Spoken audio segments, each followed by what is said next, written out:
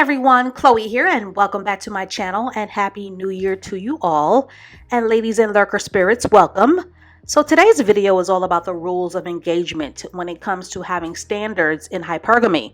And as many of you know, I run a website called the hypergamouslife.com, where women or men can find free 99 high quality reads and information on how to improve and on how to elevate your feminine life.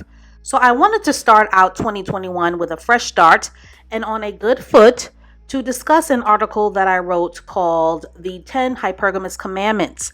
And these commandments or these standards, if you stick to them, will elevate your feminine game in dating and marriage or sugaring and will increase your success with high value men. So without further ado, number 1, thou shalt not practice hypergamy. Feminine ladies do not practice hypergamy. And for those of you who don't know, hypergamy is dating or marrying men who are beneath your financial stature. Why? Because when a man lacks the ability to provide, it will become a common relationship power struggle that will give you stress and make your hair fall out. And when we marry and date men whom we financially out-earn, they will in turn resent you, and in the end, out of their own resentment, will try to embarrass you, humiliate you, or will seek to fleece you. And practicing hypergamy will forever set the precedent and the standard for role reversal, low value dating, and a resentful marriage, because as a woman, you will become the breadwinner for your man, and he will hate you for it, and in the long run, you will hate him. Number 2. Thou shalt not be fearful of money. Ladies, if we want to be provided for women, we cannot be afraid of the energy of money. And yes, money is an energy, a frequency, and a vibration. And one of the reasons why so many women tend to attract cheap, withholding, and stingy men is because they are cheap, stingy, and withholding with themselves and their own feminine self-care. And another reason is because what we complain about the most will show up in our lives, as complaining about low-value men and poor men and toxic men and dusty men is a form of manifesting. So ladies, be very careful about what you talk about the most, because it will definitely show up in your life. And being afraid of money, and I know that some of you may not want to hear this, means that at your conditioned core, that you are fearful of abundance, lavish living, and being viewed as the prize. And a hypergamous woman is never afraid of being the prize. Ladies, always remember, when a woman is a cheapskate with herself, then so will a man. Number 3, thou shalt not be afraid to walk away. Ladies, the ability to walk away from the relationship table when it isn't serving you is the ultimate standard sign of feminine confidence, and will always establish the terms of respect on how a man will treat you. When men disrespect us, cheat on us, humiliate us, lowball us, gaslight us, confuse us, don't want to marry us, and when men demonstrate having low integrity, that is your red flag cue to put on your heels or your hiking boots or your Uggs, so that he isn't wasting your most valuable commodity, your time. When we allow men to drag us and to tell us what we want to hear, we are basically making them the prize and are giving them an open invitation to devalue us and disrespect us. Remember, ladies, respect is a non-negotiable minimum when it comes to men. Number 4, thou shalt always know thy feminine archetype. Ladies, all women are not cut from the same feminine cloth. There is no we in the feminine journey, because all women are uniquely and specially made.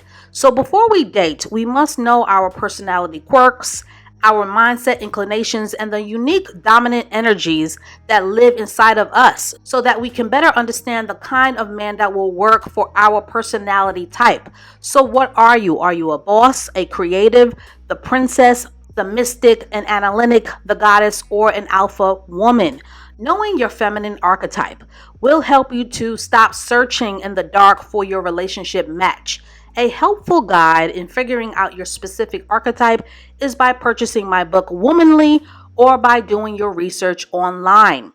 Number 5, thou shalt not practice the spirit of confusion. Ladies, the spirit of confusion is when a woman practices intentional indecisiveness, or is afraid of making a choice or a decision, or of writing down her goals, because she is very fearful of the outcome.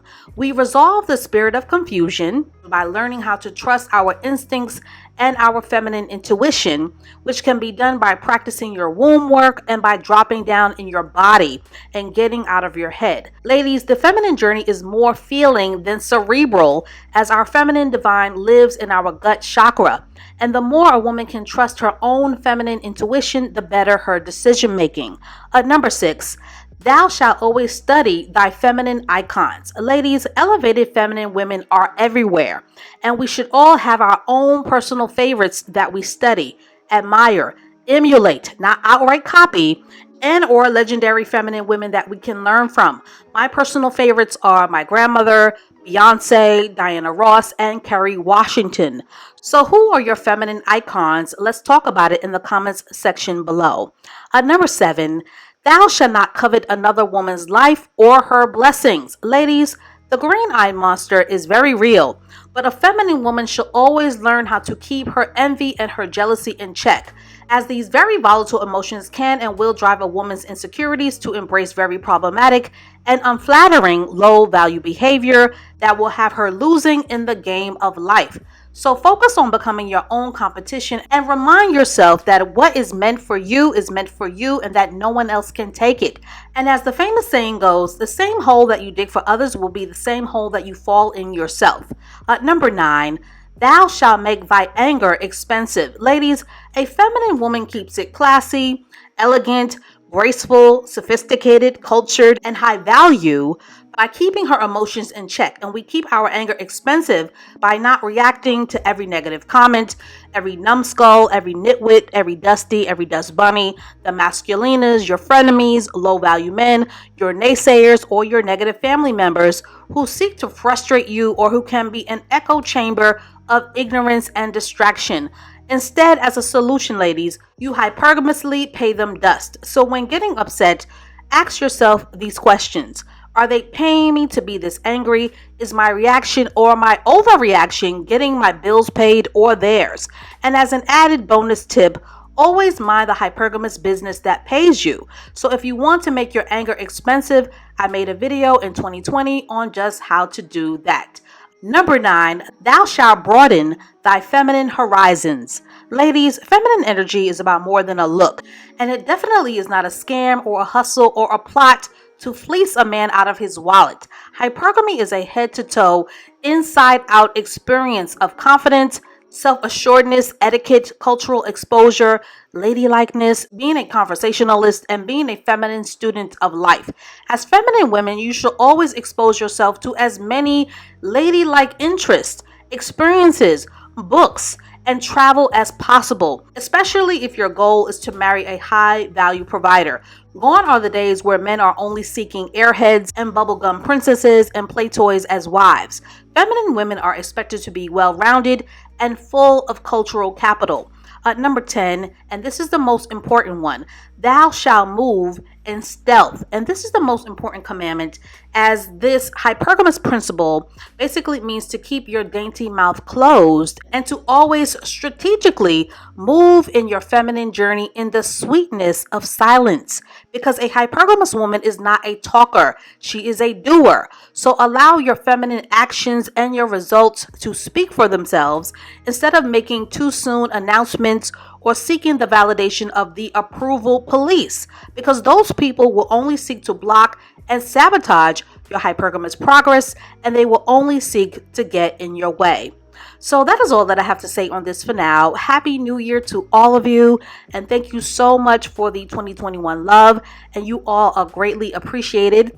And do not forget to share your feminine icons below, and stay tuned for more feminine school videos to come. And I will catch up with you ladies and you lurkers in the next one.